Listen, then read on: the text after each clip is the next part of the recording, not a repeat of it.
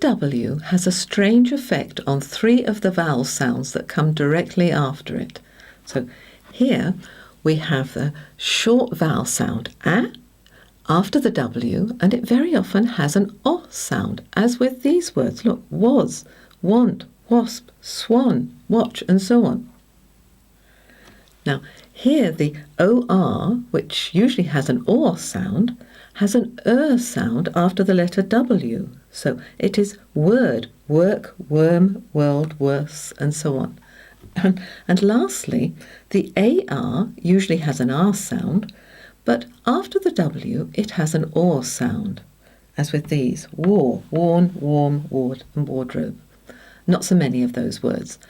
And interestingly, it's the same with the qu, which has a w sound at the end of it. Listen, qu. And the letter A has that same O sound as with these words. And it works as well with the R as well, the AR. It has an OR sound, like in war, worn, warm. Quart, quartz, quart. Follows the same pattern. It makes it easier for the children to master these so-called rules when they are shown the groups of words that follow these patterns. A statement like rules linked to the vowels should come with a warning. Nearly every rule linked to the vowels has some exceptions.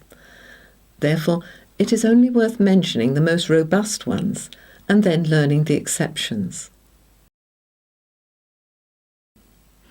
A short word with a short vowel and with a k sound at the end is spelt with a CK, as explained in step 4.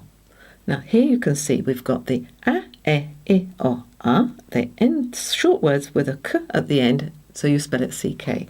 And the word trek is an exception.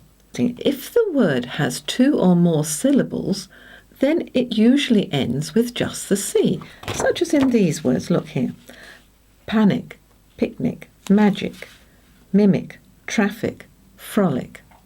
Now, interestingly, if these words have a suffix ed or ing added to them, then the K comes back. See? Panicked, panicking.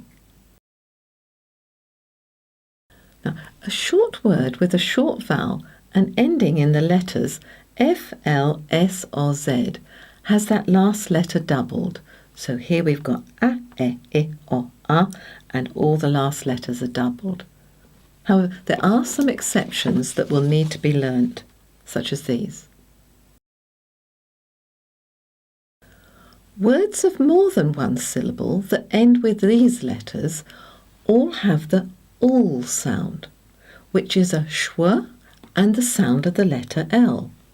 Now, here are some words that use these ul sounds, like sandal, travel, pupil.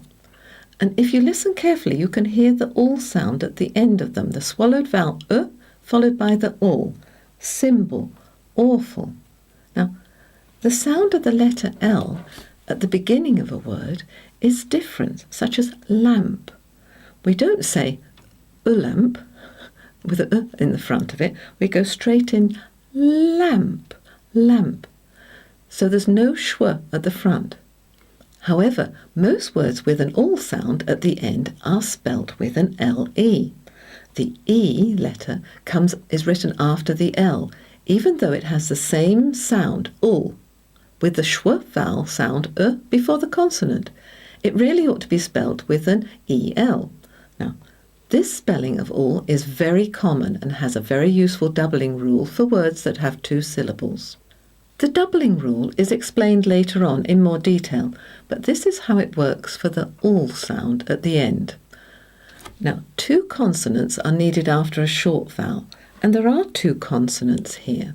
But no, the L doesn't work. Remember, the vowel sound does come before the L, so it doesn't really count. Imagine the E is before that. So here, the magic will get over the B and change the A to A, making table, which is fine. But in middle, if you don't have the double D, then it will change the I to I. So you do have to double, and the same with struggle. But with title, well, it's a I sound, so you don't need two consonants as well as that all. This rule is mostly reliable, but not for these two words. Here we've got treble and triple. And really, to keep that you should need two B's. And to keep the you need two P's. And this is something that has to be learnt. It seems complicated, but young children only need to be told that the L doesn't count as part of the wall. Another consonant is needed to stop the so-called magic getting over the wall and changing the short vowel to a long vowel. It helps children if the following patterns are chanted and sometimes dictated.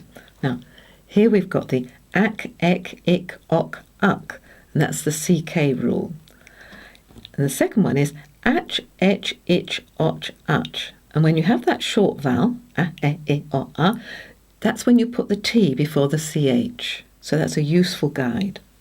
Then we've got the third one, ach, edge, idge, odge, udge. And when you hear that j sound with that short vowel, it's spelt DGE. And lastly, assel, essel, issel, ossel, ussel. And there you have to remember to put the T in, and that makes that wall so that the all sound that we've just dealt with, so that it stays a and e. Information about soft C and soft G was provided in step 5. As explained, it was the vowels E, I and Y after the k that changed the k sound to a s, as in face, pencil, cycle. And it is the same E, I and Y that changed the g, the G, to the j sound, as in cage, magic, gyrate.